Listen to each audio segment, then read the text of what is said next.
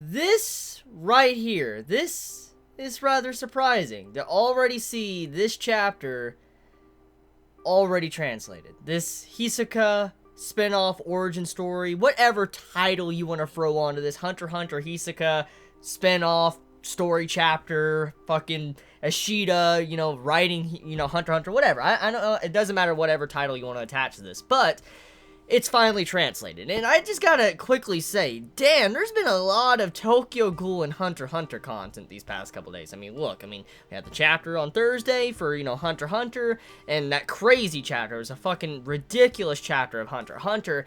And then we have, you know, this right here, and then the article about, you know, Togashi and Ashita having their, you know, their talk about both their series. And then, you know, Tokyo Ghoul coming out this morning. The live reaction is actually currently rendering. I see it right here on the bottom of the screen. Most likely the live reaction will be up before you see this video. So, what I just gotta say right now, there's been a ton of content for both of these series, and it's so good to have this all in just one day or a couple of days time, because it's just so much. And you know how I feel about Hunter x Hunter, and you know how I feel about, you know, Tokyo Ghoul. And when we have one of my favorite mangaka writing for another one of my favorite mangaka series, Hunter x Hunter, I get rather excited. So, the chapter's finally here. The one-shot Hisoka origin story, that's what the title says here. Just make sure to read it before you continue watching this video. I don't want to spoil certain events that happen in this chapter. Now, speaking about this chapter overall, it's a very simplistic chapter. Now, it has a lot of depth to it, it does, but it's a very simplistic chapter overall, and I feel like this video in general is going to be rather short compared to my normal videos for, you know, Hunter x Hunter and Tokyo Ghoul. I'm not saying that, you know, Ashita did a bad job with this spinoff, no means. I'm not saying that. I'm just saying the chapter gets to the point and gives some origin to Hisoka and kind of where he started at some point in his life when it came to Nin and how he learnt Nin. And it was such a fascinating chapter. I really got engrossed while reading it, and I was just sad when it finally ended, when I finally got to the final page here and it just says end and all that, and, you know, you have the signature and all that saying, you know, it's over, the one-shot's done.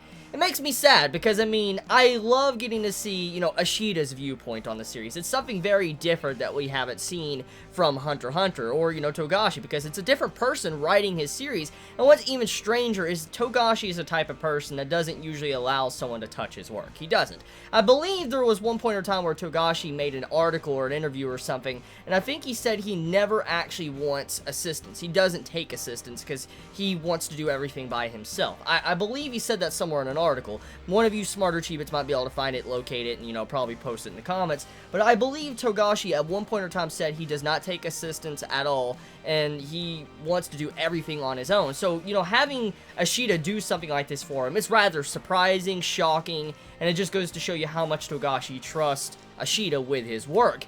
And seeing this right here, I'm just very excited when I finally sat down and read it, because I haven't actually even saw the raws. And when I finished it, I was like, I'm very glad this actually wasn't an April Fool's joke, which I want to give some much needed backstory on this if you're unaware.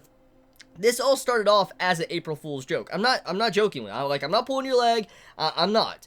This actually started off as an April Fool's joke. Ashita posted a picture of, like, a supposed Hisoka spin-off side story on Twitter. He posted a picture and all that on April Fool's Day, and then as, you know, time passed, he quickly took it down, and he says, oh, it was all just a joke. And then that was pretty much it. He was just lying about making a, you know, spin-off of Hisoka. And then eventually it reached the editors and stuff, and then it came into being. Now we actually have the chapter. It really did happen. So the joke was actually kind of the joke of, you know, faking that it was not a joke, or it was a joke. It's very funny just to see how something that started off as an April Fool's joke turned out to be real. Anyways, talking about the core content of this, getting back onto the viewpoint, it's so fascinating seeing someone else write Hunter x Hunter than Togashi. I'm not saying Togashi does a bad job with his series. He does a very good job with Hunter x Hunter, and he's definitely one of my favorite writers of all time. Not putting him down at all, but it's just so cool seeing someone else write Hunter x Hunter that is a very good writer, does very good work with their own writing, for instance, Tokyo Ghoul, and seeing how they would write Hunter x Hunter.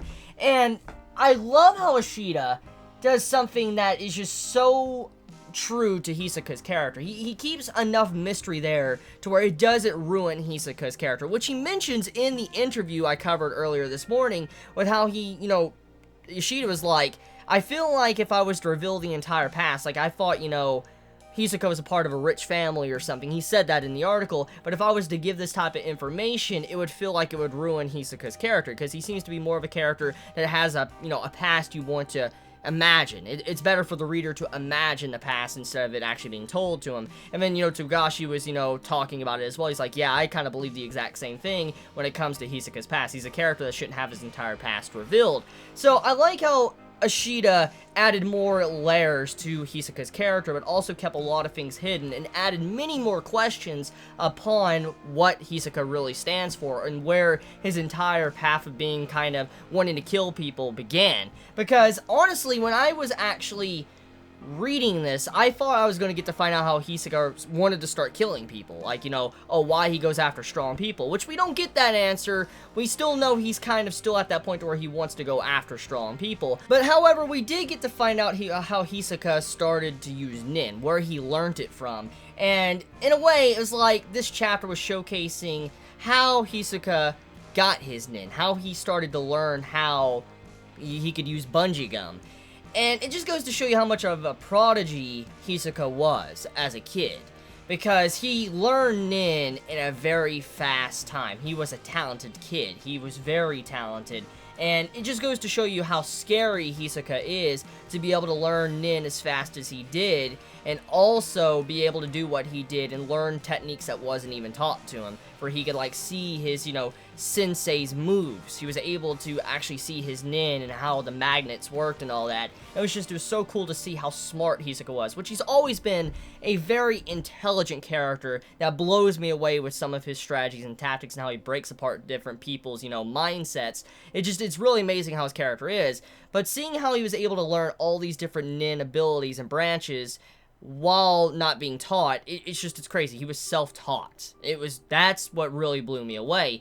And then on top of that, when it comes to, you know, Hisoka's, you know, attire, how he dresses in actual Hunter x Hunter, you know, how he looks kind of like a clown, he actually learned some of that in this chapter, this one-shot origin story. And I was like, yo, that's pretty cool. Like, when you see the star coming on his face and all that, I'm like, damn, so this is kind of where he learned to dress up like a clown. And he was a part of a performance show, like a circus. That's kind of how Hisoka was portrayed in this chapter. So, I mean, it's kind of what we always expected. You know, he looks like a clown, and at one point or time in his life, he was a part of a circus in a way, doing performances and stuff, juggling and all that. So I thought that was cool how Ishida kept that a part of his character and, you know, showcasing, yeah, he was part of a circus.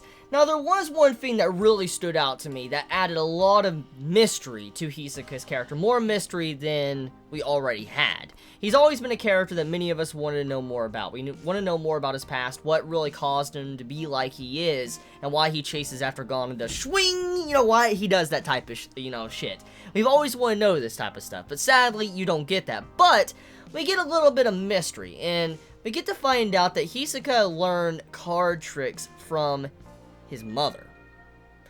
Very strange, very, very strange when you take a moment to figure that out. So, what was his mother like when she was still around, Hisoka? I mean, Hisoka learned how to use cards and stuff from his parents. That's interesting. That's very interesting. Tricks, card tricks and stuff. It makes you wonder if the mother or something was into gambling or casino work or anything like that to be able to be good with, you know, cards. It just makes you question quite a bit.